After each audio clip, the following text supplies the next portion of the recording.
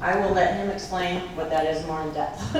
So prior to that, he was the Vice President and Chief Technology Officer for Citrix and routinely engages with global customer and partners.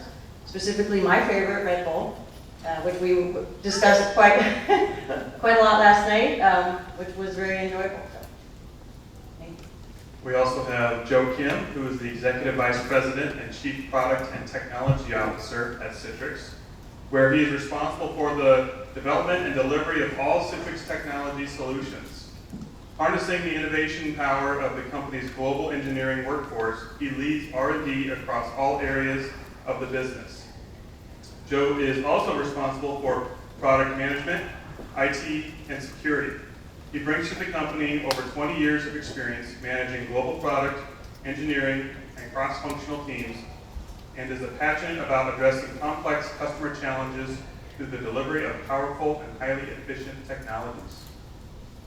So, Christian and Joe, welcome to the stage.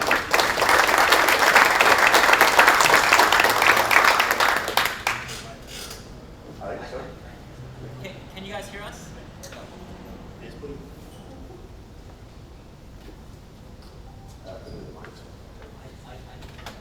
Mine is on. I want to know why your intro is longer than mine. I talked. Wow. That's fair. It's what happens when you let Ted go first with your introduction.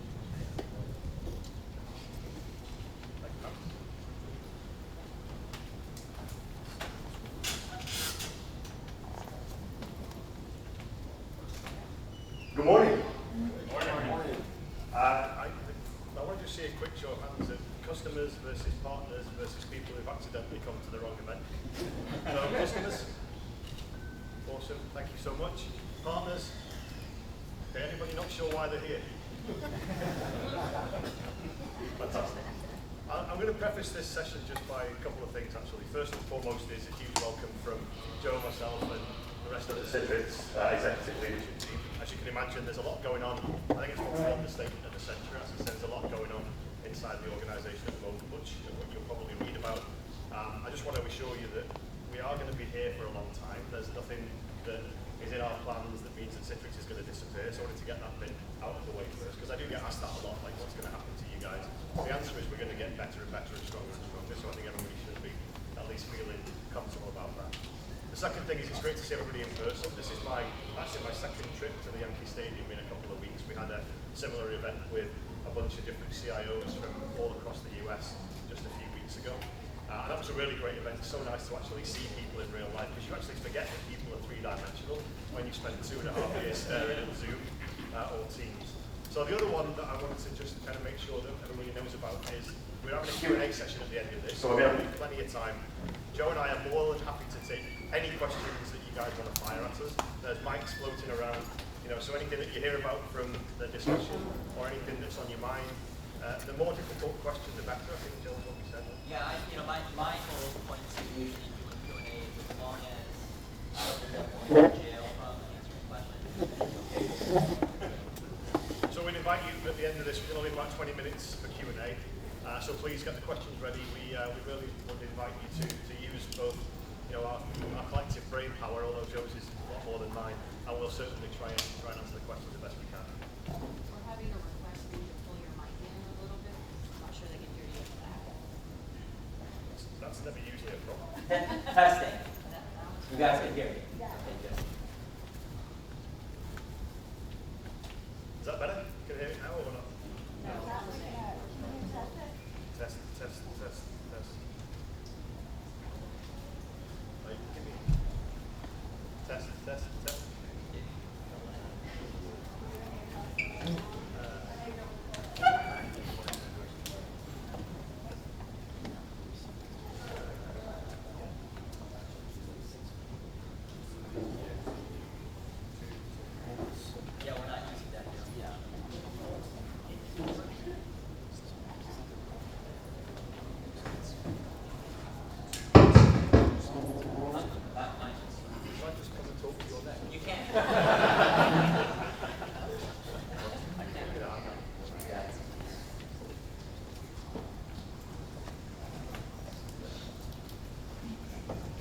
Okay, this is when you'll really see inside the mind of technologists, because at some point I'll try and talk into the clicker and try and advance the slides with a microphone, so that'll definitely happen. So I assume you kind of heard what I said at the start, so it was a bit of a welcome, and thanks for coming. Questions will be towards the end of this session, so we invite any and all questions, and the more difficult the better. But I wanted to start with just maybe a little bit of a pitch actually for some research that we've done recently. Joe and I spend a lot of time with customers and partners around the world, and we get asked a question quite often, which is, how do you guys know what to build? And it's actually a really, really interesting question, because some of it is art and some of it is science. And being a technology vendor, and especially being kind of in the technology strategy or the CTO world, the good thing about that job is you don't always have to be right. So you have to be a little bit speculative to try and understand where the market is going, where technology is going, what does the customer journey look like. The real difficult bit is tying all that together and getting it right, and making sure that the products and the services and the solutions that you provide are actually useful to customers and fit for purpose. So we go through a lot of iterations of ideation, we go through a lot of iterations of research, and fairly recently we actually did a really, really interesting piece of research around hybrid work. So I want to start just by saying, just a quick show of hands, is anybody confused by hybrid work? Only one person is confused by hybrid work. Well, this room is absolutely outliers, because most conversations we have across the customer spectrum, they really don't have a full-on plan for hybrid work. It's been 2 years of craziness, it's been 2 years of providing whatever we could provide to try and make things work the best they could in a very unnatural situation. But the one thing that the pandemic did above anything else, and apart from all the bad things, was it actually gave us the opportunity to perform what was really the world's largest semi-coordinated remote work experiment. And by and large, it actually worked pretty well. So many customers who'd said, historically, we have to have everybody in the office, there's no way we can have flexible work, we need to see the bumps on the seats, we need to look out of the window and see people with their heads down working. All of that changed within the last 2 years.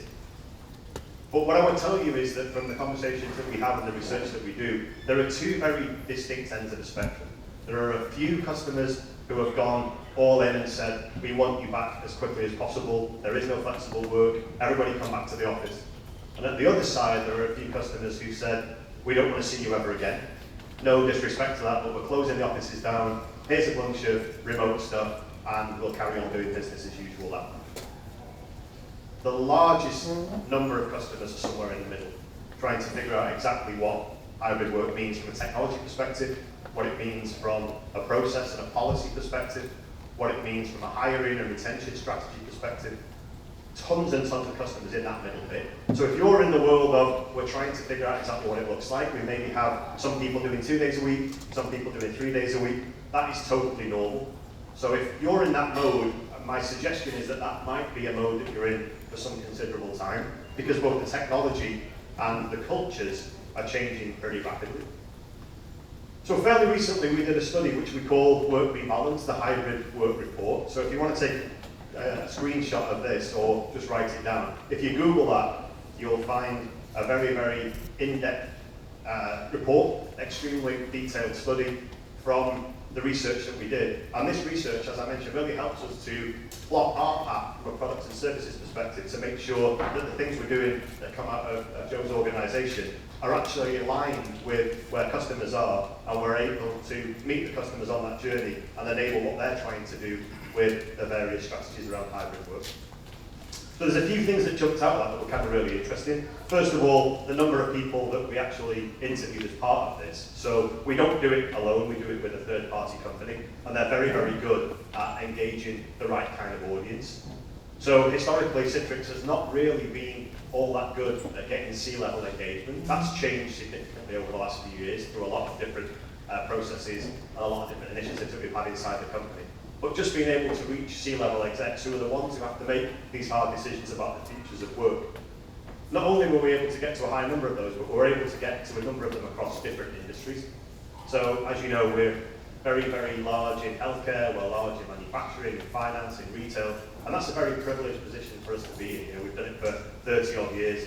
I came from the customer world, as many of you might know, and so having that reach back into customers for these very kinds of research to make sure that our calibration exercises are done correctly is extremely important for us being able to stand behind what comes out of Joe's organisation and say that we think this is the right thing to do.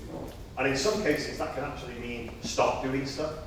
So I know there's probably a few folks out there who have raised an eyebrow or two about why we put certain products in end of life, but that's all part of the ongoing research and what the market tells us. So being ahead of the changes in the market, being ahead of the changes in needs are really important to any company that does what we do. But being able to back it up with the research is also really interesting. So this report is fairly recent. I think we published it just at the end of April or May. So if you haven't seen it, please Google it and download the PDF. It's a really good read. If you're on a plane or you're on a train or whatever it is at home, you need to kill it a couple of hours. Really, really in-depth. Tons of good information in there, and perhaps will help you to get an idea of how to make some decisions yourselves. So this was the key takeaway. So this probably won't be massively surprising for those of you who already have pretty well-established hybrid work strategies or technologies and policies and processes and procedures in place to support hybrid work. So productivity and engagement are things that we've been talking about for quite a few years now, and the pandemic really was just an accelerant of our opinions on that anyway, that enterprise IT is difficult, enterprise IT is complex, enterprise application landscapes really, in many cases, don't do what they're intended to do for every set of users.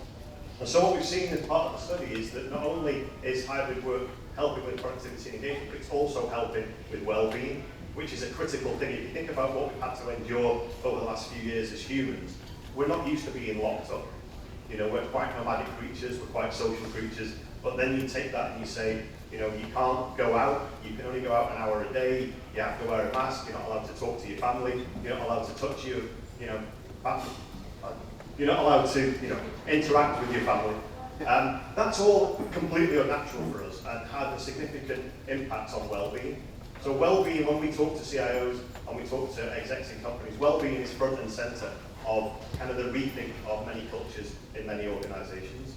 And actually, a lot of technology can help with well-being. Technology can really damage well-being, but if used in the right way, it can also help with well-being as well. So the trick to this bit, of course, is the positivity. So all of us in this room are probably experiencing some form of attrition in our organizations. So being able to have the right tools in place, being able to have the right technologies, being able to support different types of work are all good about giving positivity within your organization. And so the rest of the report is actually super interesting from a few different points of view. We actually bucketed it into 4 different pillars, and then this scoring matrix you see here was a kind of a custom-defined matrix to kind of give us an idea about how to normalize the feedback that we got. So you can think about tech empowerment and collaboration really as the technology pillars of what we saw in the survey, and then flexibility and trust are kind of the softer things that culturally a lot of organizations are trying to figure out as they come out of the pandemic and put these new strategies in place, new initiatives to support hybrid work overall. So what you see in this, which is kind of interesting, is that employees are actually more positive about what's going on than the leaders. And I put that down to one thing, that changing culture is really, really hard for leadership. So thinking your own organizations, maybe there were examples that you could cite where asking a traditional supervisor or a line manager to manage a fully remote team when they're used to having a team that's fully inside a facility is extremely different. So I think if you think about that and multiply it by numbers of examples like that across different customers, different segments, what you'll find is that the leaders are not really as far along as the employees in the giant sea change that's happened as a result of the pandemic. So if I just ask quickly in this room, anybody seen examples of that where you've had leadership who are trying to change culture, where employees are already happy with the way that they've established new working, but the leadership stuff is quite, a little bit not quite caught up? Yeah, a few examples. Sorry, I'm supposed to raise my hand there. I'm far enough away from Joe that I can keep doing that, right? So let me just drill down to some examples of these. And again, I won't talk to them individually specifically, but just to pull out some of the numbers here around the 4 pillars that we saw. So 64% of the business leaders and 69% of employees believe that tech is driving inclusivity. So again, go back to what I said earlier about the sort of the diaspora that we've created now, where you may have people in your own teams who are fully work from home. You may have people who are fully back in the office by their choice. You may have people who do a couple of days a week. How do you actually then make sure that you have inclusivity? How do you make sure that you don't have a bias to the people who are in the office, the people that you can have the quick meetings with, the people that you can do the water cooler or a quick whiteboard with? How do you make sure that all the team members are included in that? And 66% of leaders and 64% of employees believe that tech empowerment is equalizing performance. So lots and lots of conversations that we have with C-levels now are about inclusivity, about diversity, about inclusion, about social, about governance, all the things that we probably as technologists didn't realize are that important when you're building out an organization, especially a post-pandemic organization. In terms of connection and collaboration, there are a couple of things here that 63% of leaders and 69% of employees say that in-person interactions are essential for emotional well-being. I'll give you an example of our office in Cambridge, where the median age is about 31. There's about 150 people in the office in Cambridge, and the majority of the people who come back into the office full-time are the ones who are 24 years old and under. So the younger people crave the kinds of interactions and looking around the room, and I'm sure you wouldn't mind saying this, I think we're all of a specific vintage. So we've grown up with, that was aimed at Mangan, but he's not taking me on there. There's a very specific, world that we grew up in, being able to go for a beer after work, being able to go, do social things, have barbecues, have all those sorts of things. They disappeared.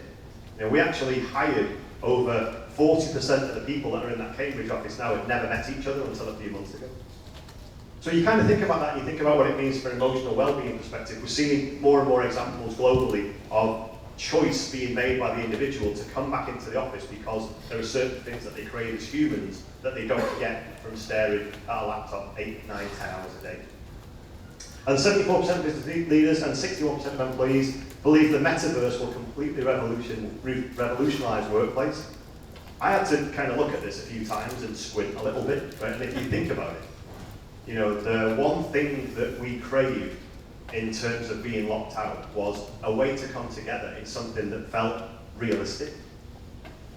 So you think about the promise of metaverse, and you think about the opportunities within metaverse, not just as some gimmick that actually then provides the jumping off point for AR and MR and VR eventually, after we've talked about it for a decade. But think about the inclusivity piece. Think about having something in a 3D world. Think about applications and transactions and interactions in a 3D world. Think about what we're doing here. We're all in a 3D world by definition. And if you don't believe me, has anybody got kids like 15 years and under? Yeah? So think about their world, Minecraft, Roblox. They've been living in a 3D world inside their screen for as long as it was that you gave them the first gateway drug, the first Xbox, or their first PS, or the first PC.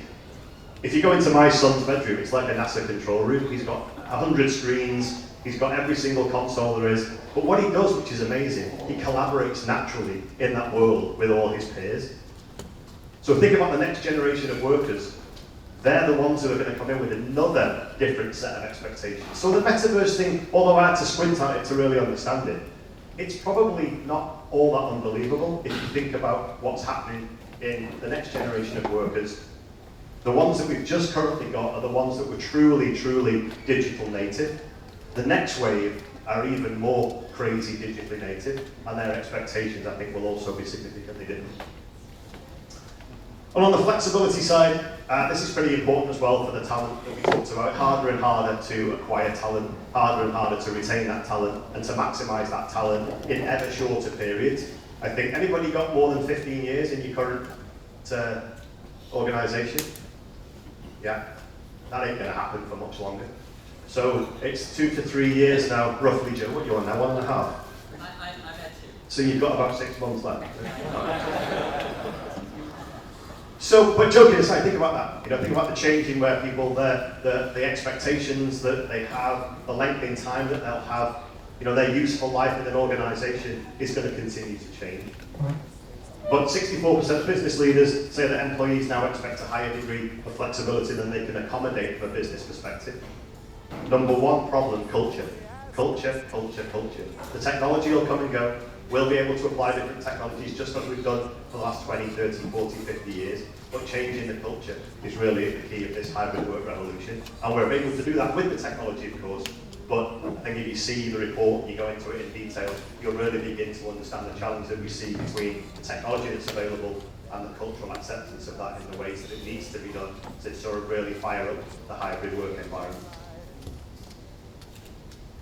So on trust, and this is a big one, so trust is really at the heart of culture in my opinion. You know, we talk about this a lot inside of Citrix as well. You know, how can we create an environment that really delivers trust? Trust in our mission, trust in the leadership, trust in what we're doing as a whole. Look at the last bit. So only 49% say they trust their employer. So that screams one thing to me, that there's a number of people in every organization, in your own organizations and people in this room, who fundamentally don't trust their employer. Huge problem, I think, waiting to happen. The great resignation we've all talked about, threat of it slowing down, I don't think so. There might be a minor blip, but I think we're going to see more and more of that attrition unless we can fix some of these inherent problems that we see.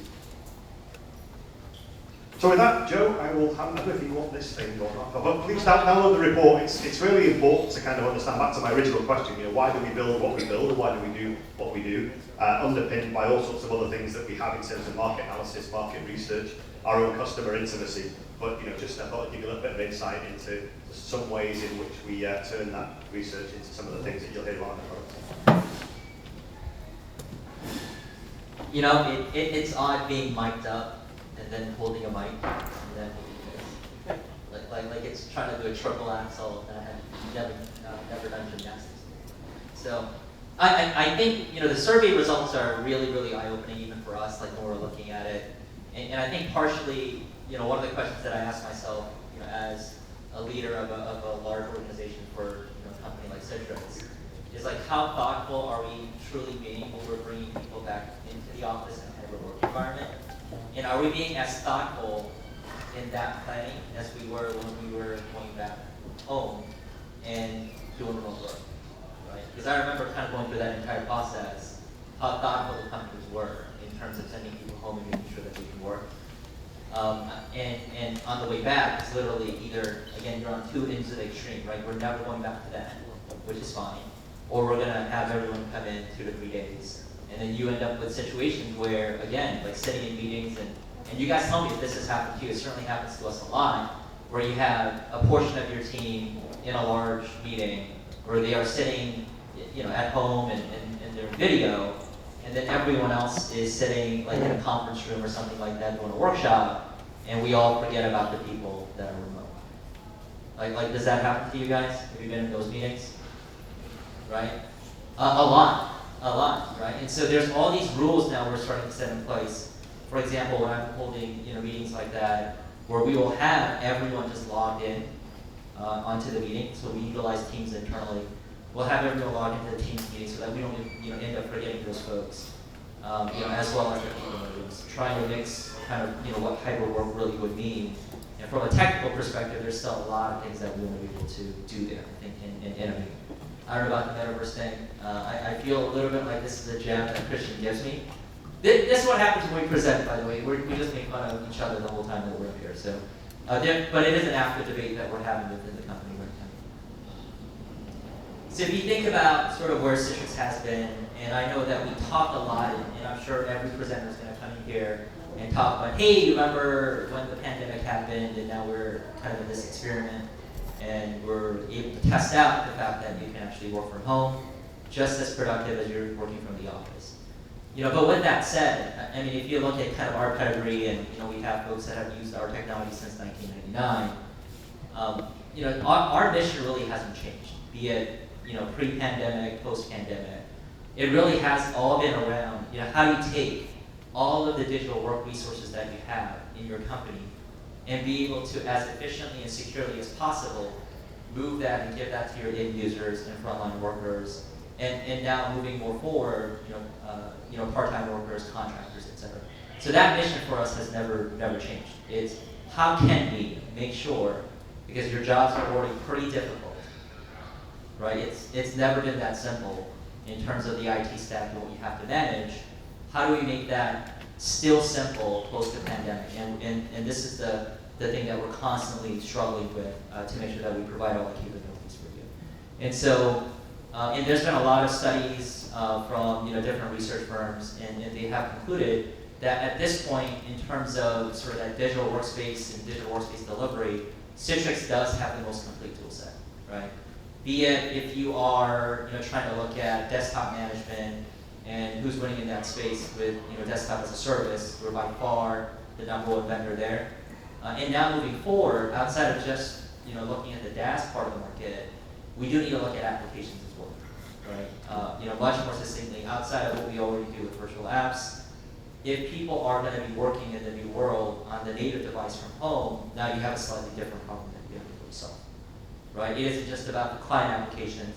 Again, we want to continue to be able to innovate there and deliver it appropriately for customers, but what do you do about like the SaaS applications and the web applications? And it's one of the reasons why, again, earlier part of this year, we'll continue to innovate in the space. We're going to do things like secure private access. We're going to have products like that come out. That's going to be able to also securely deliver and make things performant on the native applications on your machines as well, the way that you would use them that way and not necessarily through DaaS.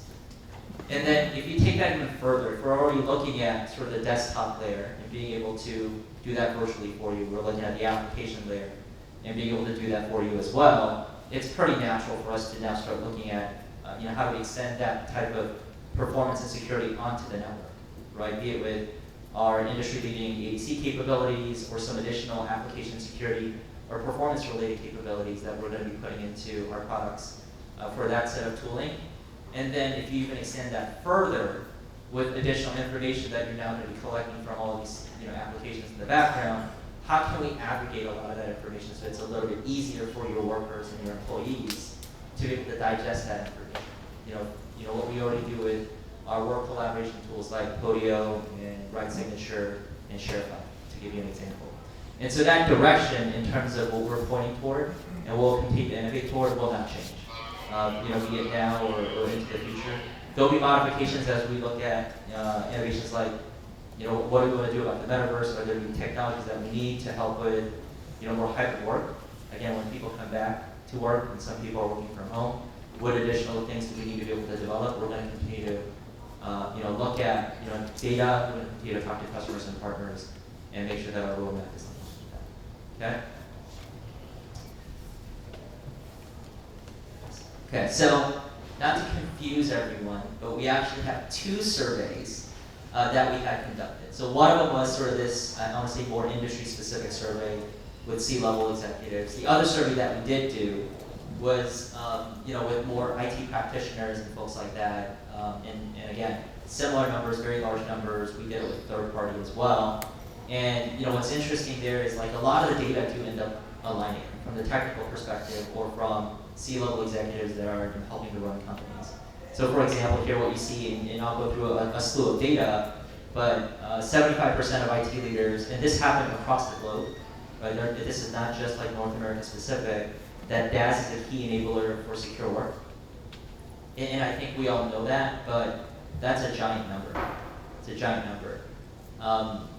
It's not in the slide set, but just to kind of align to that number, I recently did like a video webinar with industry leaders with The Economist. We're sitting down together, and there's thousands of people that were listening in, and we had some real-time kind of feedback with the audiences, and we actually gave them kind of like a word association type of game. Okay, so we had 10 different items that they can select from. They can only select a few choices. They can't select all 10 of them. And the word association for desktop as a service, the #1 choice that people picked, it wasn't around security, it wasn't around infrastructure security, data security, etc. The items that we had on there, it was hybrid work. And that number was around 40%. So of the thousands of people that took the survey, the #1 word that they associate DaaS with is hybrid work. And so, like, when we see this in terms of tailwind, at least for us or partners or the way that you think about your jobs, that's how important things like desktop as a service is in terms of enabling hybrid work. They associate the two things together. The other portion here, again, for me, not as surprising, for you probably not either, but if you look at, what we ended up having to do initially when literally everyone went home, like on a single day. It's like, hey, we're gonna, COVID, everyone work from home, right? And we're all freaking out. You guys, who was freaking out? Like, because we don't know if that was gonna work. And what's funny is even other partners that we had, like even as large as, like if you remember Teams, or if you're doing WebEx, were the experiences for those video conferencing collaboration tools great when you went home? No, they were terrible. They were terrible, right? Because they didn't have the infrastructure ready when everyone went home. And so if you think about that moment, we're doing everything humanly possible to make sure that they can work. Okay? In a way, security was kind of a secondary thought. Like whatever they needed, we gave them. They're able to get access to work resources, being secure enough. Now what's interesting is now that everyone's caught up and we're at a certain spot, security is now coming back. Right? A lot of people are getting hit. We obviously had things like the SolarWinds event and others as well. So now it's like a really, really important thing. We're starting to roll out security tooling. And are your end users liking that? That the security tools are rolling out, you got new policies, you can't get to certain sites.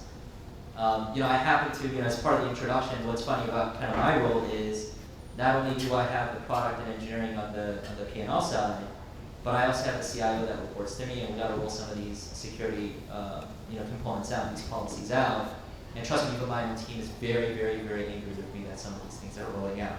Okay, so that kind of balance between sort of the experience of what you want to be able to give and the freedom in terms of working, and what you need to be able to do to secure your environments there's a tug of war going on between those two things. And certainly when we look at desktops, when we look at applications, this is the balance that we also want to help make when we're thinking about our roadmaps, to make that simpler, so that in every single situation you don't have to sit there and think about all the policies, etc. And so that's where like things like Adaptive Opt and other things that we've released are aligned to help. Okay.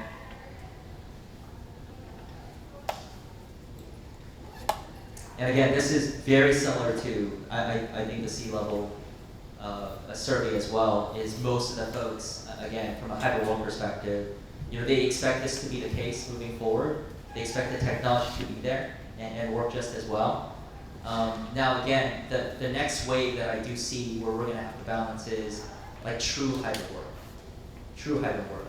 Like how are you going to balance the people when they have to work together in the office and when they're working from home? How do you make sure that you're not segregating those two environments? How do you bring those two environments back together? And so again, it's a lot of sort of what we do when we look at our roadmap. And Christian's going to get into sort of the technical into this a little bit. This is where we get a lot of our inspiration in terms of what we're doing. Yeah, thanks. So I just want to get a quick show of hands. If anybody's been in the IT world for, say, 20 years, leave your hands up if stuff has got less complicated for you. Okay. One outlier. This is great. We play the outlier. So I would say, based on my 25 almost years in enterprise IT, stuff wasn't easy, and I left enterprise IT about 7 years ago to join Citrix. And by and large, I think stuff is getting more and more difficult. So if you've got complexity now, the bad news for you, after all that super positive setup in this keynote, is that stuff's going to get really, really hard. So if it's hard today, it's going to get even harder. And there's a number of reasons for it. And it's what I call dealing with demand. So I'll also ask a question maybe to the customers, and hopefully there's one or two CIOs hidden in the room here as well, even if they don't want to come out and say it. It's like, show me you're a CIO by not telling me you're a CIO. Anybody being squeezed for budget? Yeah. Anybody being asked to do more with less money? Yeah. Guess what? That's going to be a theme as well. Right? So when you think about demand, we've seen demand shift post-pandemic in a number of different ways. So I'm going to talk to you a little bit about the 4 things that I see over and over again in customers. And if I was using one slide to talk to a CIO, I would use this slide and this slide only, because I think this slide alone just really kicks off some really fascinating discussions about where customers are in the journey. And if you think about what we said earlier, one of the key things that we always try and align to is where each customer is on the journey. And if you try and multiply that by 500,000 customers, it's quite a task. But using sort of these kinds of slides really helps to sort of level and really find out where customers truly are. So I would say that the first thing that's happening in terms of your demand as IT professionals or as technology providers is actually what's happening in the business of the organisation. So there are a few things that we see and we can demonstrate over and over again in conversations across different customer markets and customer verticals. The need to drive new products and services because of competition is becoming faster and faster and faster. Anybody here from the finance world? Yeah. So if I'd said to you 5 years ago that the fastest growing banks would be online challenger banks, would you have believed me? So you think about that just from a point of view of the traditional banks, traditional financial institutions, needing to figure out how to provide more products and services. And it's the same in manufacturing, it's the same in retail. So that need to drive new products and services while the change in customer expectation and customer demographic is also happening really puts a lot of demand on the business. The second thing is around consumerization. I'm going to try and see how old you really are now. If I said consumerization, what would you say? Come on, at least somebody's got to get it right. I try this all the time. If I said consumerization, what would somebody say? Smartphone. Smartphone, thank you. Because that's the number one thing that we associate with our vintage of consumerization. We always hold up the iPhone and we say, it was all his fault, the iPhone's fault, it changed everything. Well, guess what? How old's the iPhone? More? 15 years. Almost 15 years, right? The new consumerization is different. So the way that consumer technologies are finding their way into the hands of customers is very, very different. So telephone companies, banking companies, engaging with customers now, they do it through different channels. It's not mass market email like it used to be. It's not leaflets anymore in newspapers. It's through Snapchat, it's through TikTok, it's through all these things that I watch my kids use and I'm like, I'm so glad I'm not young. Because the way that they scroll through things and the immediacy of stuff, the stuff that flashes up, the stuff that disappears, this company, that company, this friend, that friend, is mind-blowing. So consumerization now is not the way that we think about it. Consumerization is a very, very different beast and will continue to be as the evolution of those new workers that I talked about continues into the workforce. The competition and regulatory is always interesting because they're pretty much in conflict for most of the time. Trying to figure out how to be competitive in a highly regulated industry is super difficult, but that places an inordinate amount of demand on an organisation, generally speaking. And then the other one is technology discontinuities. So I'm willing to bet that certainly from the customer point of view, many of your traditional data centres, if you still have them, will still house things that look like an archaeological dig. So I'm not going to call you out, but I know there's AS400. I know there's VMS backs. If anybody's in retail banking, all I will do is pray for you, because I don't even know how to explain the spaghetti mess of that. So you think about what happened over the years and the cycles that we have in technology, where we went from mainframe to mini, to client server, to web, to mobile, and now to whatever comes next. You can pretty much see that those things have been in 5 to 7 year cycles. And if you think about two axes on a graph where the time of those cycles goes this way, and the relative value of the technology that you implement goes this way to the business, I would suggest that historically it's been like a lazy snake, where it's an S-curve like this, where it took a lot of time and the relative value is pretty low. If you move to where we are now, the speed that technology comes in, gets assimilated, and gets used and exits, it's a spitting cobra, right? So now we've got these S-curves that are like this. So the ways that we bring technology in and the way that technology finds its way out is faster than ever before, all putting burden not just on you guys, but also on the business, because the business now demands more and more. I'll give you an example. Does anybody still talk about big data? No. Nobody talks about big data, because what came along was self-service analytics, self-service machine learning, self-service AI that made sense of these giant data lakes underneath. And when you go into financial institutions now, and I'm sure it's the same in the customers that are here today, there are smart young people who are economics majors, who are writing algorithms in Python. Because that's what they learn in schools. They learn to create their own algorithms, they learn to be able to manipulate the data, and they're not IT or technology majors. So you can see that the democratization of technology actually helps in that way. So we're going to see more and more of that, and more complexity within the technology discontinuity. And then there's us guys, and I say us guys because I feel a kindred spirit with the customers here. I've been on that side of the fence for a long time. By the way, we're still dealing with these things at the bottom. And I always ask about, improved business continuity. And I go back to what Joe was saying before, when everybody went home on day one. Right? So those of you who are customers or have been customers will always remember the simulations that you did for disaster recovery and business continuity. Right? On a boring Tuesday afternoon at 3 p.m, there'd be an email that came in and said, oh no, stop, everybody, a 747 has landed on the data center in Phoenix, Arizona. What do you do? And everyone's kind of like, well, we'll just go and get this out of the filing cabinet, we'll follow this checklist, and we'll do this and we'll do that. Did anybody ever run a disaster recovery or business continuity simulation where every office around the world went offline at the same time? For real? No, of course you didn't. So when, and I say that, when the next pandemic happens, because it's not a case of if, it's a case of when the next pandemic happens, you guys are now being better prepared because the options that you have for business continuity, be that using cloud or standby technologies, is very different than we did traditional disaster recovery. In fact, the number one reason that I see customers moving to SaaS is that it absolves themselves of all the difficulties in running applications when the shit hits the fan. So that's the number one reason that we see for people moving to cloud and an IaaS perspective and also moving to SaaS. Oh, stuff. So do you believe that we'll be alive when the next pandemic will happen? They said it's going to be 100 years. Will we be alive? Absolutely we'll be alive. Oh, wow. You are familiar with monkeypox. Right? No, it might not happen. I don't think these things are going to be once in 100-year events anymore because that, in my opinion, that 100-year event was predicated upon the fact that we didn't travel as much as we do.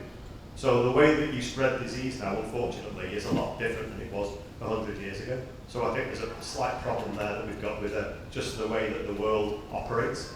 But it's a good question. But I think we'll all still be alive. We're still probably doing keynotes still, I think. But maybe in the metaverse. And then this is the really interesting bit, because it doesn't matter which customer you are, it doesn't matter which partner you are, which supporting different customers. This is happening. The employee and application paradox is happening at pace. So what we see on the left-hand side, and again, Citrix has talked about this forever, supporting different work styles, different devices, the work from anywhere, that's not new. What's newer is the things on the right. So the continued shift to cloud as organizations look for better availability, better operations, less cost overall. That adoption of SaaS that I talked about, the other one, of course, is line of business that are driving that because they want to get away from older bespoke applications that don't make any sense to people who you're trying to hire, who were used to Salesforce or used to Workday, used to whatever it is, and not your homegrown thing that two guys still develop and get paid handsomely for keeping alive, even though it has no value to the business whatsoever. So that's kind of an old. And then app modernization, and that takes different formats, of course, re-platforming applications, modernizing them in general, modernizing them from traditional homegrown to commercial off the shelf or to SaaS. So we see all of that happening at the same time. Now, if I ask the customers and the partners in here who are working on behalf of customers, you would probably say, yeah, we're doing all of that, but we're focusing on this bit more than that bit, or this is more important than that bit. And again, that's totally normal. So every customer conversation that we have, we can pick this apart and say, where are you in that journey? How many SaaS apps are you moving and why? What are you doing with virtualization of those apps and why? What do your new work styles look like? Where are you recruiting people? Where are you moving to higher value centers? That used to be called low cost, but you're not allowed to call it that anymore. You have to call them high value centers. What are you doing with offshore? What are you doing with onshore? What are you doing with third party? What are you doing with contractors? What do you do with gig workers? How do you burst and scale technology-wise and also from a human capital perspective? So all those things happening all the time. By the way, as well as all the other stuff that you're managing that had nothing to do with this slide, it's been around for as long as your organization has been around. Because the one thing that we were really good at as technologists is adding stuff. So we've added and added and added and added and forgot to retire stuff and added more and added more and added more and added more. this is coming faster than ever. So the challenge that I would say we've all got is trying to figure out how do we provide the enabling technology to allow all of you to figure out how to deal with this at the pace that your business will allow. And that's a very, very different thing across different customers. Some have got it figured out better than others. Some are moving quicker than others. Some are hobbled by regulatory, as we talked about.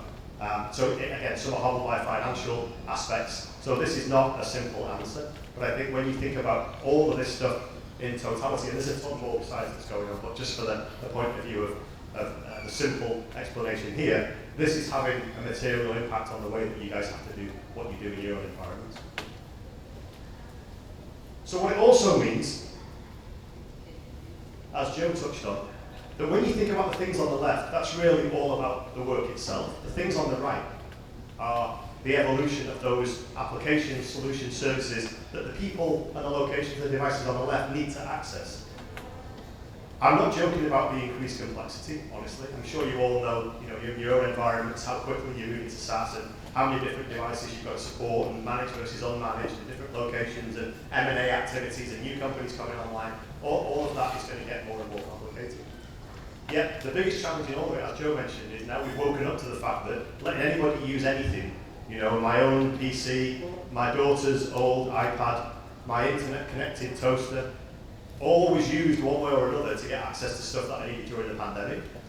Well, guess what? That's now the biggest number one headache that we see for most CIOs and certainly CISOs, is how do we now figure out, A, unraveling what we allowed to happen, and B, putting new technologies and new policies, procedures in place that balance the user expectation with the requirements of IT or GRC if you're a regulated organization. So to make it simple and make it a little bit perhaps more understandable, the way we align the product strategy and the one that Joe talked about is really in these three buckets. So again, it doesn't matter which customer you are or where you are in the journey, we typically see that you can bucketize all of the initiatives and the concerns and the things that are on your radar in one of these three areas. So accelerating IT modernization, which is the kind of piece I mentioned before about everybody's being asked to do more, do it quicker, but there's no more money. You kind of have to figure out how to do it more efficiently, more effectively. How do you actually empower secure distributed work? Because I can tell you categorically, if you think about what I said about the two ends of the spectrum and everybody in the middle, there's no way that the wind is blowing towards everybody back in the office 5 days a week. That's not going to happen, in my opinion, in the opinion of the Citrix think tank. We're already seeing examples, even in the US, mainly in Europe, about 4-day weeks and how productive 4-day weeks are compared to having a 5-day work week. So we're seeing gradual shifts and more organizations putting those kinds of new initiatives to work. And at the top, the holy grail, boosting worker productivity. How do we get the applications, the data, into the hands of the people that need to use it and to act upon it in ways that they define, not the ways that traditional IT is defined? For ages and ages, CIOs and IT departments were proud of the fact that they were the department of no. Any request, no. No. But no. Because it didn't fit the parameters and the envelope with which IT was providing those services. So there was a famous quote that came from Vivek Kundra, who was the CTO of the US government. Many of you may have heard of him. And he actually said the more an IT department says no, the less secure they become. Because what happens is people go out and they find the tools that work for them. So I'm going to go out, and that's why the CASB industry was born, by the way, if you're kind of wondering how all this happens. Because people going out with a credit card and buying a SaaS app, or buying an IaaS service, or buying a database, or buying whatever, that bypass IT entirely. IT had no visibility into it, and when you've got no visibility, you have no control, and when you've got no control, you have carnage, by and large. So boosting worker productivity is not about being a department of no, it's about being more flexible, understanding the needs of your end users, understanding that, by the way, the best advocates you can have, the best allies in your organization are shadow IT. Because they're the people who are telling you what they really, really need. So the plan from our perspective is, and if somebody ever asks, like, what do you do at Citrix? And I make it really simple. I show this slide and I said, we connect the stuff on the left to the things on the right. So if there's nothing else you remember about Joe and I's session today, we connect the stuff on the left to the things on the right. In the ways that I've explained, kind of the why in the 3 buckets in a bit. And then following that to a sort of a logical conclusion is that why now? And again, more data, we like to throw stats at you just to make sure. These come from yet another survey that we do, just to make sure that when we talk about hybrid work, we talk about that being enabled by digital workspaces, is that the right conversation? Why is now the right time to do that? So again, you see some of the things that probably even your own initiatives are supporting, organizations being cloud first, not necessarily cloud only, but cloud first, because there are certain use cases where I've not seen anybody be able to pick up, you know, a mini or a mainframe and shove it in Amazon or Google or Azure yet. So there are always going to be use cases that don't require cloud. VPNs had a terrible time during the pandemic. First of all, they're terrible technology historically anyway, but they're hard to use. They're not granular enough from a security perspective. They weren't scaled to meet the size of the challenge that Joe talked about, with everybody suddenly being a remote user. So lots of organizations rethinking that, and that's of course where ZTNA and some of the new concepts come into play. And then this big thing about the worker demand, so 73% of the workers expect and they actually want to have a flexible world when the pandemic finally subsides. So just on a kind of a way to capture this a little bit differently before we get into some of the Q&A and maybe kind of get the hard things out of the way. So Joe showed the slide that talked about the why of what we do. So I think historically, Citrix has been very good at talking about speeds and feeds and bells and whistles and configurations of X, Y, and Z. What was missing was the why. You know, from the business perspective, why is it imperative that Citrix technologies are employed to support business objectives? So we're trying to make the portfolio really simple, and in doing so, unfortunately, sometimes we have to make Joe has to make hard decisions about, you know, nobody likes taking their kids out to the woodshed and, you know, kind of shooting them through the head. But sometimes you kind of have to do that, right? Yeah, we've had to do it with a few products along the way. We understand that's disruptive, but of course there are reasons for that. The markets merge, or the markets disappear, or new technologies appear and new ways of doing things appear. But if you think about what we're actually doing in that goal of connecting the things on the left to the things on the right, this is where the flexibility of the Citrix portfolio really comes into play. It's not a one-size-fits-all. It's not intended to be one-size-fits-all. It's intended to be extremely flexible and to be implementable to address different use cases, which we see more and more of every day in different customer environments across the world. Did you take that? I wonder where it came. I'm doing a time check. Yeah, I know. We got 15 minutes. It's all.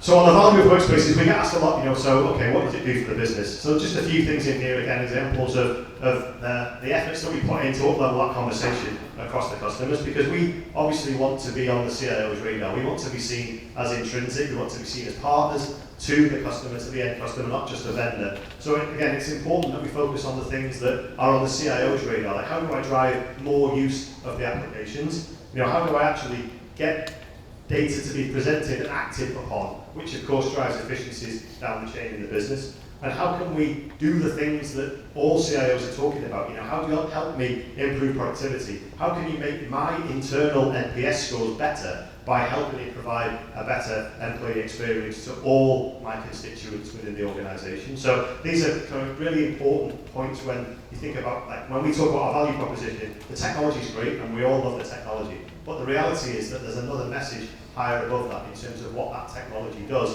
for a business when applied in the right way. So finally, and I know before we get into a little bit of Joe's wrap-up here and some questions, we get asked a lot, or I get asked a lot about, you know, what about your relationship with Microsoft? Microsoft are doing this, what does that mean to you? Microsoft are doing that, what does that mean to you? So first and foremost, we have fantastic partnerships with some of the, well, all of the largest cloud providers. So Microsoft is one, Google, AWS, Oracle, IBM. We all have great relationships simply because many years ago, one of the key things we put out for Citrix was to provide choice. And when you set out to provide choice, you have to really back that up. And you can't favor one provider over another or one technology over another, because in a customer environment, it could be very different than our own personal opinion or our own hunch. So I get asked a lot about Microsoft, so I thought I'd just sort of share this slide. Many of you may have seen fairly recently, as recently as just last week actually, or 2 weeks ago, we made an announcement about a product that we're coming to market with called HDX Plus, which is going to be a set of technologies that we provide on top of Cloud PC, on top of Windows 365, bringing in the benefits and the values of the things that you'd expect natively from Citrix technology on top of the new Cloud PC platform from Microsoft. So if you think about where we started with them many, many years ago, and I know Sarah, for example, lives at the left-hand end of this, and I'm sure many of you do in terms of your longevity with us as customers and partners and technologists, right the way to where we are with the announcement of DAS. You know, lots of people hold the relationship between us and Microsoft as the industry's most stable, the most fruitful, if you like. But we're equally proud of the relationships that we have with all the others. And without saying too much, you'll see some really, really cool announcements with our other cloud provider partners in the coming weeks and months. So stay tuned for some of those. Okay, with that, Joe. I knew we had no chance at 20 minutes of Q&A when Christian and I got up here. So probably gonna be closer to 10 minutes of Q&A. But just to close things off, right? What I did want to share was sort of our focus areas for this year. So this is originally something that I had put together working with all the product management folks in my organization in terms of where we were going to be pointing and where we're going to be executing on in 2022. So obviously we want to do all the normal stuff that we do. If you look at here, for example, like HDX isn't like listed in here specifically, but obviously that's a core piece of our technology that we're going to continue to improve. And if you don't know, even last year when we had released our latest version of HDX, we actually doubled the performance. Where you're going to be able to do things like 4K streaming at like 90 to 120 frames, right? And so we continue to push the boundaries on our core technologies. But in terms of the high-level items that I share with the team, in terms of what I wanted them to drive are these 5 things. So one of them was this whole concept around doing hybrid devs, right? How do you give capabilities in areas like Citrix Cloud and CWeb Cloud is sort of the way that we've termed it before, but really focus around the desktop as a service component and how do we push that boundary the way that the customers need it. And so one was around hybrid DAS, the other one more around managed DAS. Okay, so hybrid is more where you are extending a lot of the capabilities that you have on-prem, and you want to be able to take all those policies, the way that you do your image portability and all the other services that you utilize there, and be able to extend that out into the cloud. So let's really focus on that as a singular initiative. The second one was if you started from scratch and you wanted to launch that with infrastructure costs and everything included, to give a flat rate pricing around the way that you would be able to now utilize additional DAS type of capabilities brand new. It's a little bit simpler, right? In order for you to be able to provide flat rate pricing, the type of capabilities that you would need to give is going to be a little bit more limited than what you would do with hybrid DAS. So continue to work on that to get that deployed. The third portion is around our EDNS component. How do we give additional access level security? Again, this is where things like secure private access came from. This is where concepts like workspace browser also was birthed, was around on that access side, and then continue to push the boundary on how we can take application performance and application delivery and add additional security components on there for Citrix customers. And then the fourth one, and Christian touched on this a little bit, is how do we keep delivering and innovating with our existing partners in the hyperscaler space like Microsoft, but how do we now extend that ecosystem out to the other hyperscalers as well?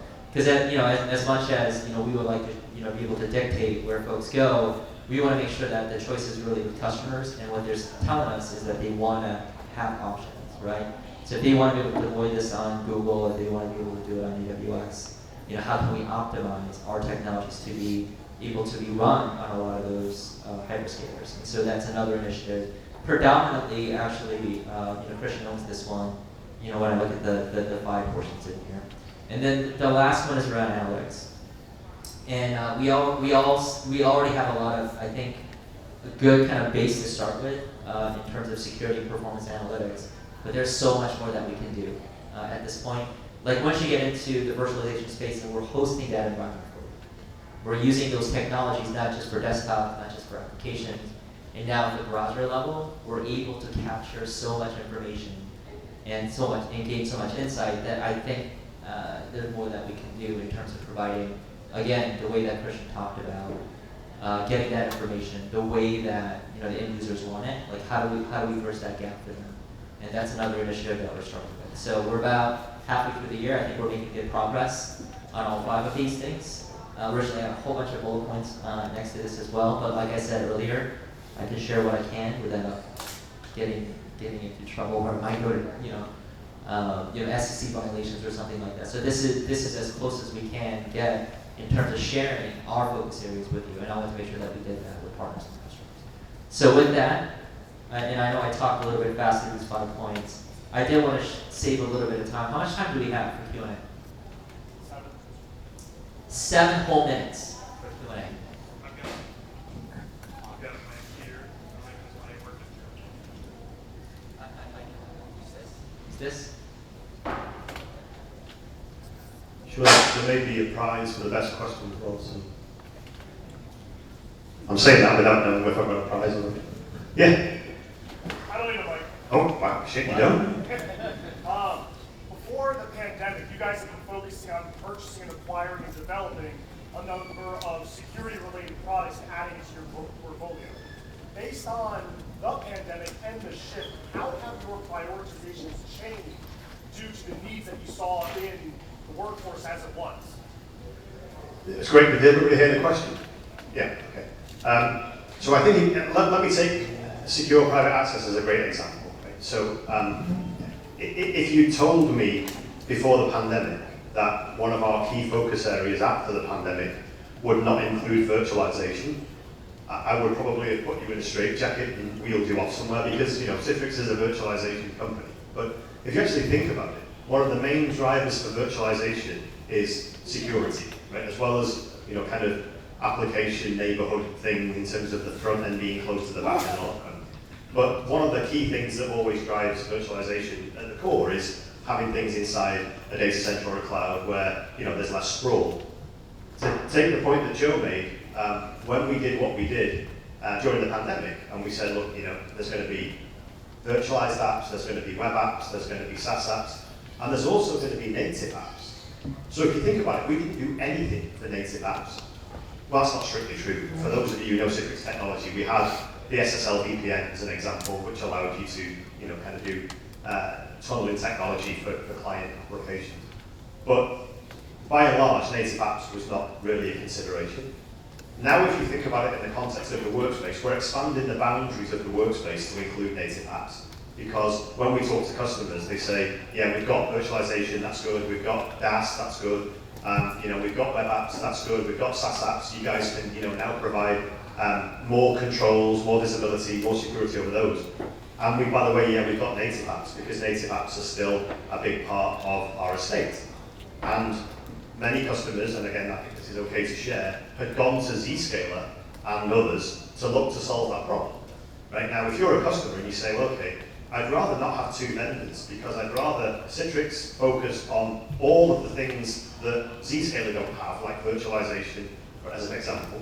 But I'd also like you guys to do what they're doing, because when we think about applications as an estate, we don't differentiate between a native one gets treated differently than a virtualized one from the point of view of how it needs to be secure, needs to be available, needs to perform. So I think that's one example of where it changed our priority. And we sort of said, SPA is critical because, we don't want to lose market share, and B, we want to provide the complete solution that allows us to stand, around security versus just virtualization.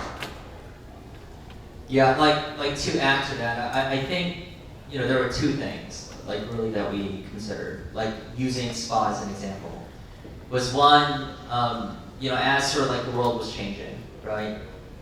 This whole concept around zero trust, et cetera. Although the problem existed, a lot of the solutions aren't quite there yet. So we saw an opportunity there where even if we're taking competitors that may have portions of the solution set, we kept getting customers coming back to us going like, hey, look, we bought this thing and we can't even deploy it. Like no one will use it. So even when that happened, they were coming to us to go, can you please help us use this? And it's not even Citrix products, right? So from an opportunity perspective, we saw it as a big thing where we had some technologies already internally. For example, we're talking about things like, enterprise browser or workspace browser, okay? Where we can use our virtualization technology to be able to handle the way that you would need to secure and make things performant on the SaaS and the web-based application side. Like we saw it as a huge opportunity for us. So that's kind of bar none one. The other thing that happened was, if you think about the turnaround CDEC, for example, the way that you would look at that technology before the pandemic and what happened after the pandemic is quite different. Right? The way that we looked at it internally before the pandemic was, we'll use the same set of technologies for securing and delivering virtual applications and desktops, which is very commonsensical, and that's the way that the market looked at it. Post the pandemic, it was like two different things. You had desktops that you needed to deliver. It wasn't like 40% of people, that took the thousands of people that did the word association, the number one choice was hybrid work. It was for devs, it wasn't for the whole thing together. And so we saw this kind of split that's happening in the market, one around desktop as a service that we want to continue to win and harness, and there's changes that are happening there. And then separately, there were things happening on the application side. Obviously, on the client apps with our technologies, we're able to deliver really good performance and security. But there were just these other giant holes that were there that needed to be built. And so what we wanted to do was to not only split these and continue to innovate, but bring both of these worlds closer together, so it's a little bit simple for all of us to manage the technology. So and those are the conversations that we constantly have, obviously. We might have time for one last One more. Sorry, we're just pushing it out. I've got more of a business question. So, a lot's gone on with Citrix, regarding like the direction of the company, the conversion to Cisco, you've got Reilly management, trying to push some buttons there. Yeah. And you've got the new CEO who's wanting to Broadcom, alternative brokering deal, VMware. What do you think that says for strategy of someone who's worked in the company for a while? How do you think these can't help it? Non-public information, but based on your best guess, what do you think? Well, first, let me answer. You're not from the Washington Post, are you? No. Okay, good. Well, let me give a quick overview, then Joe can finish it off. So, as I sort of said at the start, there's a lot of things going on. I think first and foremost, it's important to note that as of today, we are still a public company. We're still exactly how we were before any of the announcement was made. In terms of where we are with the progress, the shareholder vote was completed on April 21st. So the due process of continuing to take the company private, to delist it from the stock exchange, and to combine it with TIBCO is still going ahead. The bit that I would just be clear about on one thing. So, as you know, and this is not common to Citrix, sorry, not unique to Citrix, it's common in the industry. Elliott have a very good playbook for maximising shareholder revenue in organisations that they believe are underperforming. That happened to us, it happened to EMC, it happened to a bunch of companies over the past years. Just to be clear on one thing, so the side of Elliott that is part of the new organisation that the new company will exist in is actually the PE side of Elliott, not the the activist investor side of Elliott. So it's an organisation called Evergreen Coast Capital. Evergreen Coast Capital. So it's part of Elliott, but it's not the part of Elliott that we dealt with before. So that's one side of it. The other side of it, the other financial sponsor of the new company is Vista, which Vista Equity Partners is a huge organisation. And in fact, if you were to take its assets standalone, it's the 6th largest software company in the world. So that's actually great for us. I came from a private company, so I'm really looking forward to it because the speed of decisions and the stuff you can do in a private company. So I spent 25 years at a private company, and it's fabulous. It's different than a public company in some ways, better or worse, but the speed of decision making and for us to get done what we want to do in the continuation of our journey that we've done under the glare of Wall Street for the past several years, it's actually going to make it a lot easier and a lot more beneficial to everybody. So I'll let Joe just kind of talk about where we are in the thing overall, but just wanted to make sure that, first of all, we're a public company still, so we can only say things that are really in the public domain about what's happened. the due process is going on, and Joe can speak to a little bit about that. But just to be clear on the ownership structure, it's not the side of Elliott that we and many others engage with historically. So we just wanted to make that clear because it's a little bit different. Yeah, I'll just use this one, I guess. I was gonna go with like pass. Was what I was gonna say for the question. But like Christian added, I think on one side, the play is really more with the private equity side than the activist side. And usually when you end up in a situation like that, a lot of the decisions and the leadership and the roadmap and all that stuff, I mean, we still have full control over it, and we're going to continue to do development. If they disagreed with the direction that we were going, I don't think we would be in this partnership, right? Because a lot of what we ended up presenting to them isn't just historical stuff. It is around, the additional partnerships, the 5 things that I had covered, and what the business opportunity is for those 5 things. So I would say that's one. The only other thing that I would add is, obviously with, Tom, coming on board, he's still, relatively new in terms of, interacting with the leadership team at Citrix, but he is very familiar with everything that's happened in the markets, our competitors, this entire space, right? Having run, at Broadcom, basically creating that software unit from scratch and building it all the way to the VMware purchase, right? And it was immediately after that when he had moved over. And from conversations with him, I can tell you that even in my short stint, like if you look at my history in the past, couple years, I've actually, this would be my 3rd boss, right? In reality. And of the folks, what I can tell you is that he is absolutely, from a product and technology perspective, the most technical one. So like when he and I first had our one-on-ones, we're seriously like sitting on a whiteboard, like doing architectural diagrams. I mean, that's to the level that we have the discussion. So I'm pretty actually excited about having Tom join, and obviously we're gonna continue to operate as a public company, and then we can have conversations. There isn't anything that we can make in terms of changes in any way until the transaction closes. But once that occurs, I'm super excited in terms of what it's going to bring. Okay. I think we're getting the hook. Yeah. Yeah, I think we're done. So Appreciate it. Thank you Thanks, very guys. much.